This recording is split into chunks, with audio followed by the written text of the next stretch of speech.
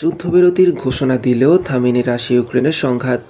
ইউক্রেনে ১,০০০-এর বেশি হামলা চালিয়েছে বলছে রাশিয়ার প্রতিরক্ষা মন্ত্রণালয়।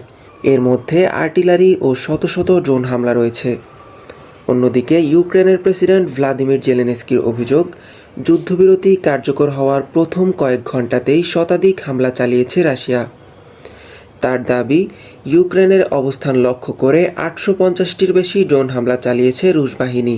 ইউক্রেনের অভিযোগ, ৬ মে থেকে পূর্ণাঙ্গ যুদ্ধবিরতির প্রস্তাব প্রত্যাখ্যান করে যাচ্ছে রাশিয়া। শুক্রবার সামাজিক যোগাযোগ মাধ্যমে দেওয়া পোস্টে আবারও ইউক্রেন রাশিয়ার মধ্যে ৩ দিনের যুদ্ধবিরতির কথা জানান মার্কিন প্রেসিডেন্ট।